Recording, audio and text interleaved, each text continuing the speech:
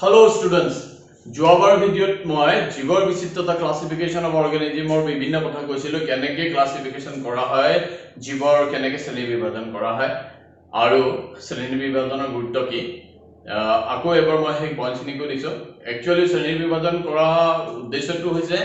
জীৱবিলাকৰ চিনাক্তকৰণৰ কাৰণে আৰু অধ্যয়নৰ সুবিধাৰ কাৰণে কৰা হয় আৰু মই কৈছিলো সেইটো ভিডিঅ' তোমালোকক যে কিহৰ ওপৰত ভিত্তি কৰি জীৱৰ শ্ৰেণী বিভাজন কৰা হয় মই কোষৰ অবয়ব কোষৰ প্ৰকৃতি বিভিন্ন গোষ্ঠীৰ কথাটো কৈছিলো আৰু বিভিন্ন শ্ৰেণী উপশ্ৰেণীৰ বৈশিষ্ট্যখিনি তোমালোকক ইয়াৰ আগত মই কৈছিলো যেনে কিছুমান জীৱৰ দেহত অস্থি তাৰমানে হাড় থাকে কিছুমানৰ নাথাকে কিছুমান জীৱই পৰিৱেশৰ লগত অভিযোজন কৰি বিভিন্ন ৰূপ সলনি কৰিব পাৰে ৰং সলনি কৰিব পাৰে কিছুমানে নোৱাৰে তে এইবিলাক বিভিন্ন ধৰণৰ বৈশিষ্ট্যৰ ওপৰত নিৰ্ভৰ কৰি শ্ৰেণীৰ বিভিন্ন জীৱবিলাকক এটা শ্ৰেণীত বা উপশ্ৰেণীত ভাগ কৰা হয় আৰু সেই শ্ৰেণী উপশ্ৰেণীত কৰা ভাগৰ কাৰণে আমি সেই জীৱবিলাকৰ প্ৰকৃত চৰিত্ৰ অধ্যয়ন কৰিব পাৰো So let's come to the next point. Other point is শ্রেণী বিভাজন আৰু ক্ৰম বিকাশ classification and evaluation. তো আমি গম পাইছো শ্ৰেণী বিভাজন মানে কি যে জীৱৰ শৰীৰৰ অবয়ব গঠন প্ৰকৃতি আৰু কাৰ্যৰ প্ৰকৃতিৰ ওপৰত চাই আমি জীৱবিলাকৰ বিভিন্ন গোট বা উপগোটত আমি ৰাখিব পাৰো যাতে অধ্যয়নৰ কাৰণে সুবিধা হয় চিনাক্তকৰণৰ কাৰণে সুবিধা হয় সেইটো শ্ৰেণী বিভাজন বুলি কোৱা হয় আৰু ক্ৰম বিকাশ কি নেক্সট প্ৰশ্ন আছে ক্ৰম বিকাশ মানে কি ক্ৰম বিকাশ হৈছে ক্ৰমে ক্ৰমে হোৱা বিকাশ তাৰ মানে বহু বছৰ ধৰি বা হাজাৰ বছৰৰ মূৰত এটা জীৱৰ গোটেই চৰিত্ৰটো সম্পূৰ্ণ সলনি হৈ নতুন জীৱত যেটো পৰিৱৰ্তন হয় বা শৰীৰৰ অংগ প্ৰত্যংগৰ বিকাশ হয় মস্তিষ্কৰ ভাবিব পৰা শক্তিৰ যিখিনি বিকাশ হয় বিভিন্ন সেই বিকাশকে বুলি কৈছে কি ক্ৰম বিকাশ যেহেতু ক্ৰমে ক্ৰমে হয় এদিনতে হৈ নুঠে কম সময়ৰ ভিতৰতে হৈ নুঠে আৰু এটা বিকাশৰ ওপৰত নিৰ্ভৰ কৰি বেলেগ এটা বিকাশ ক্ৰমশঃ আহে সেইটোৰ কাৰণে তাক কৈছে ক্ৰম বিকাশ সো আজি এই দুটা পইণ্টৰ ওপৰত শ্ৰেণী বিভাজন আৰু ক্ৰম বিকাশৰ ওপৰত আমি আলোচনা কৰিম সো ফাৰ্স্ট পইণ্ট লিখিছো কি জীৱৰ চিনাক্তকৰণ শ্ৰেণী বিভাজন ভিত্তি হৈছে দেহৰ অবয়ব আৰু কাৰ্য তো আমি সেই পাঠত আগৰ পৰা পঢ়ি আহিছো যে প্ৰথমটো আমি জীৱৰ চিনাক্তকৰণ কৰিব লাগিব অৰ্থাৎ কোনটো জীৱ হয় সেইটো যেতিয়া আমি চিনাক্তকৰণ কৰিম চিনাক্তকৰণ কৰাৰ পিছতহে তাক আমি শ্ৰেণী বিভাজন কৰিব পাৰিম অৰ্থাৎ একোটা শ্ৰেণীত এটা গোটত আমি তাক ৰাখিব পাৰিম আৰু আমি যে জীৱবিলাকৰ শ্ৰেণী বিভাজন যে কৰো আমি কৰো মানে জীৱবিদসকলে যিখিনি কৰে সেই যে শ্ৰেণী বিভাজন কি বস্তুৰ ওপৰত চাই জীৱ এটা শ্ৰেণী বিভাজন কৰে অৰ্থাৎ তাক কোনটো গোটত ৰাখিব হেতু কেনেকৈ নিৰ্ভৰ কৰে মই কৈছিলো আগতো যে তাৰ ভিত্তি হৈছে দেহৰ অবয়ব আৰু কাৰ্য অৰ্থাৎ জীৱ এটাৰ দেহৰ গঠন কেনেকুৱা দেখিবলৈ কেনেকুৱা ওখ কিমান শকত কিমান দ্বিপদী নে চতুষ্পদী অৰ্থাৎ দুভৰিয়া খোজ কাঢ়ে নে চাৰিভৰিয়া খোজ কাঢ়ে নে পানীত বাস কৰে নে উৰিব পাৰে তো সেইখিনি হৈছে দেহৰ অবয়ৱৰ ওপৰত আৰু তাৰ কাৰ্য অৰ্থাৎ সেই দেহে একোটা ধাৰণ কৰা দেহে কেনেকুৱা ধৰণৰ কাৰ্য কৰে তাৰ প্ৰকৃতি কি সেইটোৰ ওপৰত চাই জীৱবিলাকক এটা শ্ৰেণী বিলাকত ভাগ কৰা হৈছে যেনে এটা প্ৰাণীৰ দেহে উৰিব যদি পাৰে তেতিয়াহলে তাক চৰাইৰ ভাগত বিভক্ত কৰা হৈছে চৰাইৰ শ্ৰেণীত তাক ৰখা হৈছে আৰু যিটোৱে উৰিব নোৱাৰে হয়তো তাক জলজ বা স্থলজ প্ৰাণীত ভাগ কৰা হৈছে এইটোৰ ওপৰত ভিত্তি কৰি গোটেই জীৱৰ শ্ৰেণী বিভাজন কৰা হয় এটা নেক্সট পইণ্ট কিতাপত যেটো আছে মই পইণ্ট ইয়াত গোটেইখিনি লিখি দিছো তোমালোকে এনেকুৱা এটা তালিকা যদি বনাই লোৱা আৰু কনসেপ্টটো যদি ক্লিয়াৰ হৈ যায় ইয়াৰ ওপৰত থকা গোটেইখিনি প্ৰশ্ন উত্তৰ তোমালোকে নিজেই কৰিব পাৰিবা সো নেক্সট চাও জীৱৰ চৰিত্ৰবোৰ ভিন্ন চৰিত্ৰবোৰ ভিন্ন দিশৰ পৰা পৰিৱৰ্তন হয় জীৱৰ চৰিত্ৰবোৰ ভিন্ন একে চৰিত্ৰৰ দুটা জীৱ হ'ব নোৱাৰে আমি দেখিছো সাপৰ যেটো চৰিত্ৰ ভেকুলীৰ চৰিত্ৰ বেলেগ শিয়ালৰ যেটো চৰিত্ৰ কুকুৰৰ চৰিত্ৰ বেলেগ যদিও কিবা বৈসাদৃশ্য থাকিব পাৰে কিন্তু বৈসাদৃশ্যৰ কাৰণে দুটাৰ পৰিচয় ভিন্ন এটা সাপ আৰু হেতু ভেকুলী এটো কুকুৰ এটো শিয়াল কুকুৰ আৰু শিয়াল দূৰৰ পৰা দেখিবলৈ একে থাকিলেও চৰিত্ৰৰ পাৰ্থক্যৰ কাৰণে আমি এটা কুকুৰ বুলি কওঁ আৰু এটা শিয়াল বুলি কওঁ অৰ্থাৎ দুটা বেলেগ দুটা শ্ৰেণীত আমি ভাগ কৰো সো কৈছে জীৱৰ চৰিত্ৰবোৰ ভিন্ন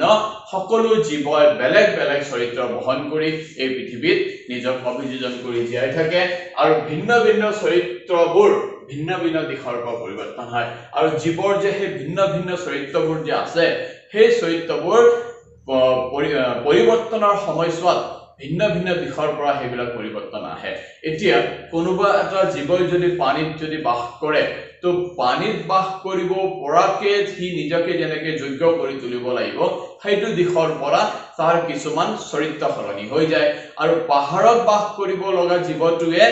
পাহাৰত উপযোগী কৰিব পৰাকে নিজকে নিজৰ চৰিত্ৰটো সলনি কৰিব লগা হয় যাতে পাহাৰৰ পৰিস্থিতিত হি বাস কৰিব পাৰে আৰু ইটোৱে যাতে পানীত সুন্দৰভাৱে বাস কৰিব পাৰে যাতে মৃত্যুৰ গ্ৰহত যাতে বিলুপ্ত হৈ যাব লগা তাৰ নহয় সেইকাৰণে কৈছে জীৱৰ চৰিত্ৰবোৰ ভিন্ন আৰু ভিন্ন ভিন্ন চৰিত্ৰবোৰ ভিন্ন ভিন্ন দিশৰ পৰা পৰিৱৰ্তন হয় অৰ্থাৎ চৰিত্ৰবোৰৰ পৰিৱৰ্তনৰ কাৰক বিভিন্ন থাকিব পাৰে তাৰ পিছৰ পইণ্টটো আমি চাওঁ যে এই যে আমি পৰিৱৰ্তনৰ কথা বাৰে বাৰে কৈ আছো আসলতে এই পৰিৱৰ্তন সময় সাপেক্ষিক আৰু ই এক দীঘলীয়া পদ্ধতিৰ মাজেৰে পাৰ হৈ আহে মানে সময় সাপেক্ষিক মানে কি সময় অনুযায়ী নিজৰ চৰিত্ৰক পৰিৱৰ্তন কৰিব পৰাকৈ অৰ্থাৎ গৰম জলবায়ুত থাকিব লগা সময়ত যেনেকৈ আমি হালকা কাপোৰ পিন্ধো আৰু যেতিয়া ঠাণ্ডা দিন সময় আমি গৰম কাপোৰ পিন্ধো অৰ্থাৎ জলবায়ু আৰু সময়ৰ পৰিৱৰ্তনৰ হিচাপে সেই সাপেক্ষে আমি নিজৰ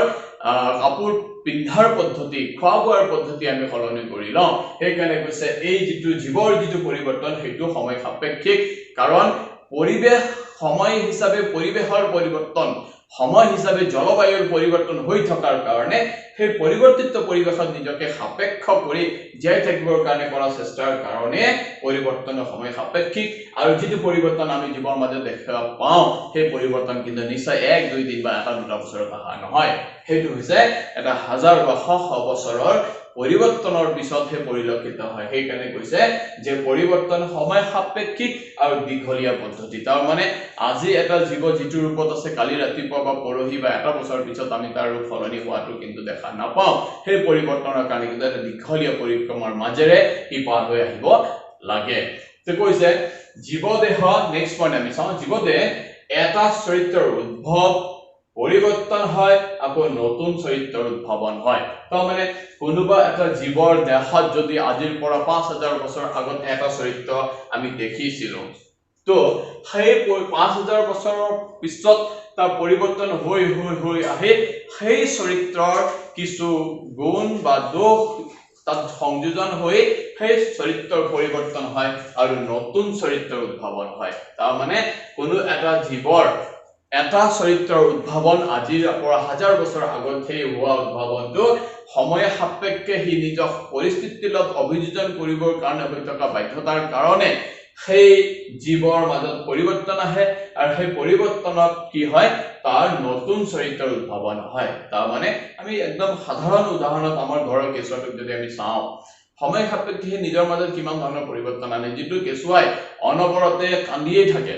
কান্দি থকা তাৰ চৰিত্ৰ বয়স হিচাপে কিন্তু সি কি হয় অনবৰত কান্দি থকা চৰিত্ৰটোক সি সলনি কৰি বুদ্ধিদীপ্ত এটা চৰিত্ৰ নিজৰ মাজত যেনেকৈ আনে এইটো মই সৰু পৰিক্ৰমাত উদাহৰণটো বুজাইছো কিন্তু জীৱ দেহৰ গঠনৰ জীৱৰ প্ৰকৃতি বা অৱয়ৱৰ কিন্তু পৰিৱৰ্তনত বহুত দীঘলীয়া পৰিক্ৰমাৰ মাজেৰে একে ধৰণৰ পৰিৱৰ্তন আহে সেইকাৰণে কৈছে জীৱ দেহত এটা চৰিত্ৰৰ উদ্ভাৱন হয় আৰু সেই চৰিত্ৰই তাত সেইটো সময়ৰ পৰিৱেশত বা জলবায়ু জীয়াই থাকিব অভিযোজন কৰিবৰ কাৰণে সেই চৰিত্ৰটো যিটো উদ্ভৱ হৈছিলে সেইটো সময়ৰ সৈতে পৰিৱৰ্তন হৈ নতুন চৰিত্ৰৰ জীৱদেহত উদ্ভাৱন হয় সেইটো আমি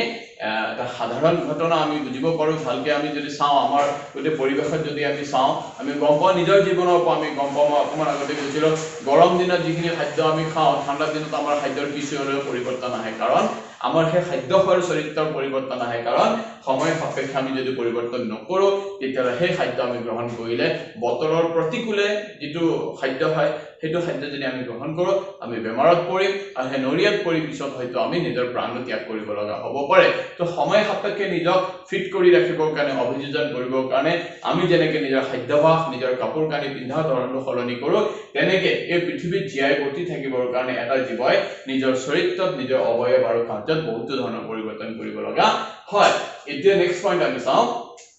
পূৰ্বৱৰ্তী চৰিত্ৰ যাক ইয়াত সৰল চৰিত্ৰ আৰু মৌলিক চৰিত্ৰ বুলি কৈছে আৰু সেই জীৱটোৰ পৰিৱৰ্তনৰ পিছত যিখিনি দেখা গৈছে সেইটো পৰৱৰ্তী চৰিত্ৰ আৰু তাক জটিল চৰিত্ৰ বুলি কোৱা হৈছে তাৰ মানে কোনোবা এটা জীৱই আজিৰ পৰা হাজাৰ হাজাৰ বছৰ আগত যিটো চৰিত্ৰৰে সেই পৃথিৱীত অভিযোজন কৰি বাস কৰি আছিল তাৰ মানে নিজকে ফিট কৰি জীৱন যুদ্ধ জীয়াই আছিল সেইটো তাৰ পূৰ্বৱৰ্তী চৰিত্ৰ আৰু সেই অতিকৈ সৰল চৰিত্ৰ আছিল তেতিয়া কাৰণ এই গোটেই জলবায়ুত এই পৃথিৱীৰ পৰিস্থিতিবিলাকত কিমান জটিলতা নাছিলে আগত গাড়ী ঘোঁৰা নাছিলে বাটপথ নাছিলে এই প্ৰদূষণ নাছিলে বিভিন্ন তৰংগ নাছিলে মোবাইলৰ তৰংগ নাছিলে এটা সাধাৰণ পৰিৱেশ এটা জীয়াই থাকিবৰ কাৰণে সাধাৰণ চৰিত্ৰৰে সম্ভৱ হৈ আছিল কাৰণে তেতিয়া কি আছিল সৰল চৰিত্ৰৰ জীৱবিলাক আছিল আৰু সময় পৰিস্থিতিৰ পৰিৱৰ্তন সাপেক্ষে নিজক সেই পৰিৱৰ্তিত জটিল পৰিস্থিতিত নিজকে জীয়াই ৰাখিবৰ কাৰণে কৰা যিটো চেষ্টা আছে অসাধ্য সাধন আছে সেই অসাধ্য সাধনৰ কাৰণে তেওঁলোকৰ দেহৰ অৱয়ৱত কাৰ্যটো বহুত জটিলতা দেখা দিছে যাৰ কাৰণে পৰৱৰ্তী চৰিত্ৰটো লাহে লাহে জটিল চৰিত্ৰত নিৰ্মাণ হৈ গৈ আছে আৰু আগৰ চৰিত্ৰ সৰল চৰিত্ৰক মৌলিক চৰিত্ৰ বুলি কোৱাৰ কাৰণটো হৈছে কাৰণ যিমানে পৰিৱৰ্তন নাহক কিয় আমাৰ জীৱ দেহত হাজাৰ হাজাৰ পিছত পৰিৱৰ্তন হোৱাৰ পিছতো কিছুমান চৰিত্ৰ কিন্তু কেতিয়াও সলনি নহয় যিটো চৰিত্ৰ আমাৰ সদা দিনৰ কাৰণে থাকি যাব সেই কাৰণে সেইটো মৌলিক চৰিত্ৰ বুলি কৈছে তাৰ মানে আমি বান্দৰৰ পৰা আমাৰ উদ্ভাৱন হৈছে এই আমাৰ বিজ্ঞানে যেটো কয় আমাৰ আগৰ ৰূপটো কি আছিল পূৰ্বৱৰ্তী ৰূপ চৰিত্ৰ কি আছিল বান্দৰৰ চৰিত্ৰ আছিল সময়ৰ এটা দীঘলীয়া পদ্ধতিৰ পাছত আমাৰ নতুন চৰিত্ৰৰ উদ্ভৱ হৈ আমাৰ শাৰীৰিক গঠন সলনি হৈছে আমাৰ খাদ্যাভ্যাস সলনি হৈছে আমাৰ বাসস্থান সলনি হৈছে আমাৰ চিন্তাধাৰা কাৰ্যক্ৰমণিকা গোটেইখিনি চৰিত্ৰ সলনি হৈ আজি আমি মানুহৰ ৰূপত থিয় হৈ আছো সেই কথাটো ইয়াত গোটেইখিনি কৈছে আৰু বান্দৰ হিচাপে জীয়াই থকা কালীন যিখিনি আমি ডে টু ডে ৱৰ্ক কৰিব লগা হৈছিল নিতৌ যিখিনি কৰ্ম কৰিব লগা হৈছিল সেই কৰ্মতকে মানুহৰ ৰূপত আমি বহুত জটিল জটিল আৰু সমস্যাদায়ক সমস্যাৰ সমাধান কৰিব লগা হোৱাৰ কাৰণে আমাৰ সৰল চৰিত্ৰৰ সময় সাপেক্ষে জটিল চৰিত্ৰত পৰিণত হৈছে অৰ্থাৎ আমি এটা সৰল চৰিত্ৰৰে আজিৰ পৰিস্থিতি জীয়াই থাকিব নোৱাৰো এই জটিলতাৰ মাজত জীয়াই থাকিবৰ কাৰণে আমাৰ চৰিত্ৰও জটিল হ'ব লাগিব যাৰ কাৰণে পূৰ্বৱৰ্তী চৰিত্ৰ সলনি হৈ পৰৱৰ্তী চৰিত্ৰত আমি আজিৰ জীৱকুল জীয়াই আছে আৰু সেই জীৱকুলৰ আগৰ সৰল চৰিত্ৰতকে এতিয়া কিন্তু জটিল চৰিত্ৰত তাৰ পৰিৱৰ্তন হৈছে নেক্সট আমি চাওঁ এতিয়া জীৱ আমাৰ পইণ্টত আমি আহো শ্ৰেণী বিভাজন আৰু ক্ৰম বিকাশ মই ইয়াৰ আগতে শ্ৰেণী বিভাজন আৰু ক্ৰম বিকাশৰ লগত সম্পৰ্কিত অকমান বিষয় তোমালোকক ক'লো এতিয়া হৈছে শ্ৰেণী বিভাজনৰ প্ৰক্ৰিয়া আৰু জীৱৰ ক্ৰম বিকাশ যেটো আমাৰ টপিক আছে তে শ্ৰেণী বিভাজনৰ প্ৰক্ৰিয়া আৰু জীৱৰ ক্ৰম বিকাশৰ মাজত কি সম্পৰ্ক আছে তাক মই বুজাবলৈ গৈ আছো 1859 চাৰ্লছ ডাৰউইনে অৰিজিন অফ স্পেচিছ অৰ্থাৎ প্ৰজাতিৰ আদি উৎস ক'ৰ পৰা হৈছিল তাৰ ওপৰত কিতাপ এখন লিখিছিল নাম হৈছে অৰিজিন অফ স্পেচিছ আৰু সেই কিতাপত তেওঁ জীৱৰ সৃষ্টি কেনেকৈ হৈছিল কেনেকুৱা পৰিস্থিতিৰ মাজেৰে পৰিৱৰ্তন হৈ আজিৰ জীৱ অভিযোজনৰ মাজেৰে পৃথিৱীখনত জীয়াই আছে সেই কথাটো কৈছিল আৰু তেওঁ এটা তাত বহুত মৌলিক এটা কথা কৈছিল সেইটো হৈছে যোগ্য ভোগ্য বসুন্ধৰা অৰ্থাৎ জীয়াই থাকিবৰ কাৰণে যি ফিট হয় যিজনে নিজকে যোগ্য কৰি তোলে সেইজনে সেই পৃথিৱীত বৰ্তি থাকিব পাৰে পৰিৱৰ্তিত পৰিৱেশত যদি আমি নিজকে খাপ খুৱাই ৰাখিব যদি নোৱাৰো তেতিয়াহ'লে সেই পৰিস্থিতিৰ পৰা আমি বিলুপ্ত হৈ যাব লাগিব আৰু সেই তেনেকৈ এই পৃথিৱীত বহুত জীৱকুল সৃষ্টি হৈছে পৰিৱেশ আৰু পৰিৱৰ্তিত পৰিস্থিতিত নিজকে খাপ খুৱাই ৰাখিব নোৱাৰাৰ কাৰণে বহুত জীৱৰ এই পৃথিৱীৰ পৰা বিলুপ্তি সাধন হৈছে এই কথাটো অৰিজিন অফ স্পেচিছ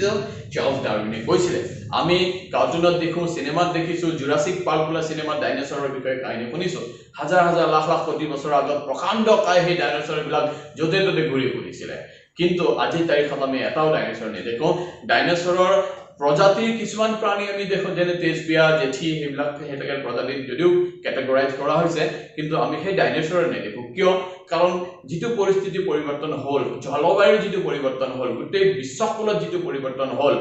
সেই পৰিৱৰ্তনৰ লগত নিজকে খাপ খুৱাই ৰাখিব নোৱাৰাৰ কাৰণে লাহে লাহে লাহে লাহে ডাইনোসৰছ এই পৃথিৱীৰ পৰা বিলুপ্ত হ'ব লগা হৈছে আৰু গোটেই কথাখিনি কিন্তু অৰিজিন অফ স্পেচিছত চাৰ্লছ ডাৰউইনে বহুত বৈজ্ঞানিকভাৱে তাৰ বৰ্ণনা কৰিছে এতিয়া আমি আহো যে আমি যেটো বৰ্তমানৰ যিখিনি জীৱ দেখিছো এই বৰ্তমানৰ জীৱ তাৰ মানে আমাৰ এতিয়া যেটো শাৰীৰিক অৱয়ব আমি দেখিছো আমাৰ কাৰ্য কৰাৰ যেটো ক্ষমতা দেখিছো যেনে আজিৰ পৰা হয়তো 300-200 বছৰ আগত মানুহে ভাবিব পৰা নাছিল যে মই ইয়াত থাকিম আৰু আমেৰিকাত কিবা এটা ঘটনা ঘটি আছে তাক মই ইয়াত সচককে দেখি থাকিম হৈ থকা সময়ত সেই কল্পনাৰ বাহিৰৰ যেটো কথা আছিল মানুহে সেইটো সম্ভৱ কৰি তুলিলে কাৰণ মস্তিষ্কৰ জটিলতাৰ জট ভাগি ভাগি এটা বস্তু আৱিষ্কাৰ কৰি বৈজ্ঞানিকসকলে পৃথিৱীখন বহুত ৰমণীয় কৰি তুলিছে কিন্তু সেই জটিলতা হয়তো আজিৰ পৰা 300 বছৰ আগত ভাঙিব পৰা নাছিলে আমি আমাৰ চিন্তাৰ জটিলতাৰ যেটো ফেজ আছে স্তৰ আছে তাক আমি একে ধাপে আগবাঢ়ি আহিছো সেইকাৰণে ইয়াত আগতে কৈছিলে যে পূৰ্বৱৰ্তী চৰিত্ৰ আৰু পৰৱৰ্তী চৰিত্ৰ সৰল চৰিত্ৰ আৰু জটিল চৰিত্ৰৰ মাজত পাৰ্থক্য ইয়াত আছিলে এতিয়া আমাৰ বৰ্তমানৰ যেটো জীৱ আমি যে দেখিছো যে আমি চন্দ্ৰত ঘৰ বনাব বিচাৰিছো আমি মংগল গ্ৰহত ঘৰ বনাব বিচাৰিছো আসলতে এই আমি বিচৰা যেটো আমাৰ চিন্তাধাৰা যেটো প্ৰসেস আছে সেইটো কিন্তু আমাৰ আদিম জীৱৰ পৰা পৰিৱৰ্তিত হৈ আহি আমি বৰ্তমানৰ জীৱৰ ৰূপত বিকাশ পাইছো তাৰ মানে আজিৰ পৰা হয়তো 300 বছৰ আগতে বেছি দিন মই নকওঁ হাজাৰ লাখ বছৰ আগৰ কাহিনীটো মই নকওঁ 300 বছৰ আগৰ পৰাই হোৱা পৰিৱৰ্তনৰ ৰূপে আমি আজিৰ বৰ্তমানৰ জীৱত আমি আহি পাইছো আৰু এই পৃথিৱীখনক আমি এনেকুৱা ৰূপত এনেকৈ ধৰি তুলিব পাৰিছো আমাক বুলি নহয় সমগ্ৰ বিশ্বকুলত থকা বাকি জীৱ ক্ষেত্ৰতো একে কাহিনী হয় যেনে আজিৰ যেটো জেঠি ৰূপ আছে বা আজি সাপৰ যেটো ৰূপ আছে আজি চৰাইৰ যেটো ৰূপ আছে সেই যেটো বৰ্তমানৰ ৰূপ কিন্তু আদিম আগৰ তাৰ যেটো ৰূপ আছে তাৰ পৰিৱৰ্তিত ৰূপ যেনে আমাৰ আগত ৰূপ আছিল বান্দৰৰ ৰূপ আৰু আমি বৰ্তমানৰ ৰূপত মানুহ হিচাপে জীয়াই আছো তো হেতু ইয়াত কবলৈ বিচাৰিছে যে বৰ্তমানৰ যিমানখিনি জীৱ আমাৰ চাৰিওকাষে আমি দেখিছো আমাৰ পৰিবেশত আমি দেখিছো এই জৈৱ বৈচিত্ৰতাৰ মাজত যিখিনি দেখিছো সেইখিনি কিন্তু আদিম জীৱৰ পৰিৱৰ্তিত ৰূপ তাৰ মানে এইবোৰ জীৱ আজিৰ পৰা 5000 10000 লাখ বছৰতো আছিল কিন্তু তেওঁলোকৰ ৰূপ কিছু পৰিৱৰ্তিত আছিল এটা সাধাৰণ উদাহৰণ মই কৈ আছো আগৰ যিখিনি জিৰাফ আছিল জিৰাফৰ ডিঙি কিন্তু বেছি দীঘল নাছিল কাৰণ তেতিয়া সুজিচাপৰ গছবিলাকৰ পৰাই হিহঁতে নিজে পাত খাই নিজৰ জীৱন ধাৰণ কৰিব পাৰিছিল কিন্তু পৰিবেশৰ পৰিস্থিতিৰ জলবায়ুৰ পৰিৱৰ্তন হোৱাৰ লগে লগে গছবোৰ যেতিয়া ওখ হৈ গৈছে সেই ওখ গছৰ পাত খাবৰ পৰা চেষ্টাত শ বছৰৰ চেষ্টাত জিৰাফৰ ডিঙি দীঘল হৈ গৈছে তাৰ মানে সময় পৰিস্থিতি সাপেক্ষে জিৰাফে নিজক তাত অভিযোজন কৰিব কাৰণে জিৰাফ এতিয়ালৈকে জীয়া আছে আৰু সেই পৰিস্থিতিত অভিযোজন কৰিব নোৱাৰাৰ কাৰণে ডাইনোছৰ এই পৃথিৱীৰ পৰা বিলুপ্ত হৈ গুচি গৈছে তো এতিয়া সেই যেটো বৰ্তমানৰ জীৱৰ আদিম জীৱৰ কথাটো আহিছে আমি দেখিছো যে প্ৰিমিটিভ জীৱ বুলি কৈছে যিখিনি আদিম যুগৰ যিখিনি জীৱ আছিল সেইখিনি প্ৰিমিটিভ বুলি কৈছে কিতাপত যাৰ কি আছিল এনশিয়েন্ট বডি ডিজাইন আছিল অৰ্থাৎ পুৰাতন শাৰীৰিক অৱয়ব আছিল পুৰণি শাৰীৰিক অৱয়ব আছিল যাক আমি আদি জীৱ প্ৰিমিটিভ জীৱ বুলি কওঁ আৰু এতিয়া যিখিনি পৰিৱৰ্তিত হৈ বৰ্তমানৰ যিখিনি জীৱ আছে সেইখিনিক আমি এডভান্স বুলি কওঁ যাক ৰিসেন্ট বডি ডিজাইন তাৰ মানে আজিৰ শাৰীৰিক অৱয়ব বৰ্তমান শাৰীৰিক অৱয়বত থকা বিলাকক আমি এডভান্স আমি জীৱ বুলি আমি কওঁ এতিয়া শ্ৰেণী বিভাজন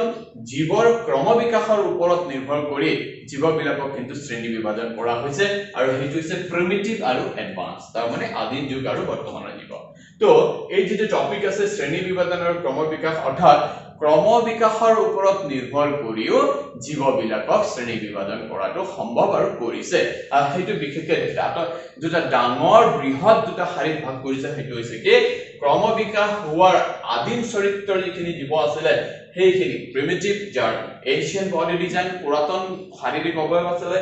আৰু ক্ৰম বিকাশৰ এটা পৰ্যায় পাৰ হৈ বৰ্তমানৰ জীৱৰ ৰূপত আহা এডভান্স যিখিনি জীৱ আছে যাৰ ৰিসেন্ট বডি ডিজাইন আছে সেইটো ভাগত ভাগ কৰা হৈছে অৰ্থাৎ ক্ৰম বিকাশৰ ওপৰতো জীৱৰ দুটা শ্ৰেণী বিভাজন কৰা হৈছে তো মূলতে এই টপিকৰ উদ্দেশ্য সেইটোৱে ইয়াৰ লগতে তোমালোকৰ পেজৰ এটা বক্সত জৈৱ বৈচিত্ৰৰ কাহিনী আছে মই তাক অকমান কৈ দিওঁ জৈৱ বৈচিত্ৰ্য মানে কি একেটা সাধাৰণ পৰিবেশত একেটা বাসস্থানৰ ভিতৰত একেটা ভৌগোলিক পৰিবেশৰ মাজত সকলোবোৰ জীৱ সামৰি এটা জৈৱ বৈচিত্ৰ্য সৃষ্টি হয় তাৰ মানে আমি যদি এইটো পৰিবেশত আছো ইয়াত মানুহ আছে সাপ আছে বেং আছে মাখি আছে মহ আছে গৰু আছে ছাগলী আছে গছবন লতা আছে চৰাই আছে কেঁচু আছে জোক আছে যিমানখিনি প্ৰাণী গোটেইখিনি প্ৰাণীৰ বিচিত্ৰ প্ৰাণীক লৈ জীৱ জীয়াই থকাৰ এটা পৰিবেশ যেটো আছে তাক জৈৱ বৈচিত্ৰ্য বুলি কোৱা হয় আৰু এই জৈৱ বৈচিত্ৰ্য কিন্তু পৰিস্থিতিৰ এটা অবিচ্ছেদ্য অংগ বহুত দৰকাৰী অংগ জৈৱ বৈচিত্ৰ্য ধ্বংস হোৱা মানে আমাৰ খাদ্যৰ শৃংখল জীৱন শৃংখল কিন্তু ধ্বংস হোৱা তাৰ এটা সাধাৰণ উদাহৰণ মই বুজাই দি আছো এটা ভেকুলী জীয়াই থাকে পোক এটাক খায়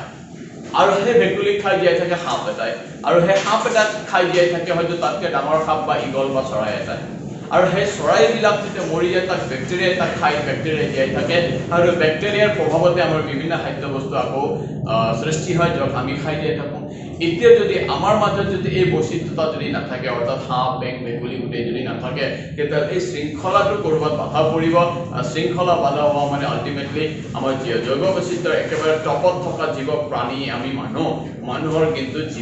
জীয়াই থকাৰ কিন্তু এটা ডাঙৰ সমস্যাৰ সৃষ্টি হ'ব যাৰ কাৰণে সেই জৈৱ বৈচিত্ৰ্যতা জীয়াই ৰখাটো আমাৰ কাৰণে অত্যন্ত প্ৰয়োজনীয় বিষয় আমি ভাবি ল'ব নালাগে যে মাখিটোৰ প্ৰয়োজনীয়তা নাই বা পঁইতাচোৰাৰ প্ৰয়োজনীয়তা নাই এই পৃথিৱীত এই পৰিৱেশত সকলো প্ৰাণীৰ নিজৰ এটা ভূমিকা আছে আৰু সেই ভূমিকাৰ কাৰণে সহ অৱস্থান আমি কৰি আছো আৰু সেই সহ অৱস্থান কৰাৰ কাৰণে আমাৰ এটা জৈৱ বৈচিত্ৰ্য এটা পৃথিৱী ইয়াত আমি দেখিছো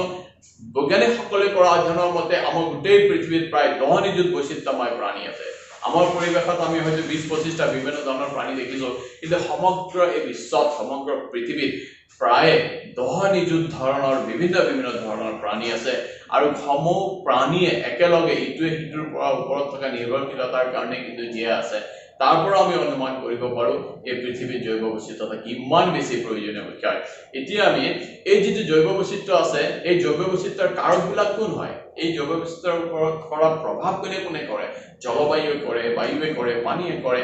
আৰু এই যেটো মানুহৰ বিভিন্ন বিকাশৰ কামত অৰ্থাৎ আমি যে বিল্ডিং বনাইছো ৰাস্তা ঘাট বনাইছো খেতি বাতিত আমি সাৰ প্ৰয়োগ কৰিছো সেইবিলাকৰ কাৰণে সেই কাৰকবিলাকৰ ক্ষতি সাধন হৈ থকাৰ কাৰণে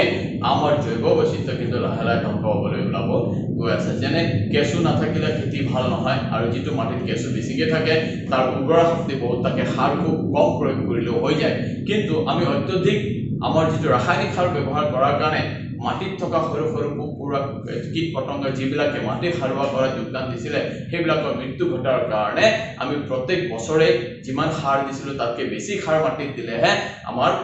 কৃষি উৎপাদন হয় আৰু বাৰে সাৰৰ পৰিমাণ বঢ়াই থকাৰ কাৰণে মাটিৰ উৰ্বৰতা ধ্বংস হৈ গৈ আছে আৰু সমগ্ৰ বিশ্বৰ যদি মাটিৰ উৰ্বৰতা যদি শেষ হৈ যায় আমি উৎপাদন কৰিব পাৰিম আৰু উৎপাদন যদি আমি কৰিব নোৱাৰো আমি কেনেকৈ খাই জীয়াই থাকিম অৰ্থাৎ জৈৱ বৈচিত্ৰ্যতা যদি ধ্বংস হয় লাহে আমিও ধ্বংসৰ কৰা হয় গুচিগে যাম যেন এই পৃথিৱীত এতিয়া বিভিন্ন তেনেকুৱা জৈৱ বৈচিত্ৰ্য থকা অঞ্চল আছে যাৰ ভিতৰত কৰ্কট ক্ৰান্তি আৰু মকৰ ক্ৰান্তি যেটো ৰেখাৰ ওচৰে পাজৰে থকা অঞ্চলবিলাকত কিন্তু আটাইতকৈ বেছি জৈৱ বৈচিত্ৰ্য পোৱা যায় তাৰ মানে বৰফাবৃত এটা অঞ্চলত বা মৰুভূমিত যিমান জৈৱ বৈচিত্ৰ্যতা থাকে বিভিন্ন ধৰণৰ জীৱ জীয়াই থাকে তাতকৈ বেছি ধৰণৰ জীৱ জীয়াই আছে মকৰ ক্ৰান্তি আৰু কৰ্কট ক্ৰান্তি ৰেখাৰ ওচৰত আৰু তাৰ ওচৰত থকা দেশবিলাক বিশেষকৈ হৈছে ব্ৰাজিল কানাডা আমেৰিকা ভাৰত চীন বাংলাদেশ থাইলেণ্ড মালয়েছিয়া সেইবিলাক দেশত কিন্তু মাদাগাস্কাৰ সেইবিলাক কিন্তু জৈৱ বৈচিত্ৰ্য বিভিন্ন ধৰণৰ দেখা যায় সেই জৈৱ বৈচিত্ৰ্যক যদি আমি জীয়াই ৰাখিব পাৰো তেতিয়াহে আমাৰ পৃথিৱীত জীয়াই থকাটো সম্ভৱ হ'ব সেই কাৰণে মহাত্মা গান্ধী কৈছিল লিভ এণ্ড লাইট লিভ জীয়াই থকা আৰু সকলোকে জীয়াই থকাৰ অধিকাৰ দিয়া যিয়ে নহওক এই গোটেইখিনি পইণ্টছ মই তোমালোকৰ কিতাপৰ থৰতে গোটেইখিনি কথা কৈ দিছো তোমালোকে যদি এই গোটেইখিনি পইণ্টছ এটা নোট ডাউন কৰি কিতাপৰ সেই পেৰাগ্ৰাফটো যদি পঢ়ি যোৱা তো গোটেইখিনি কনসেপ্ট তোমালোকৰ ক্লিয়াৰ হৈ যাব I hope you will certainly going to do that next ভিডিঅ'ত ইয়াৰ পিছৰ অংশখিনি মই আকৌ লৈ আহিম থ্যাংক ইউ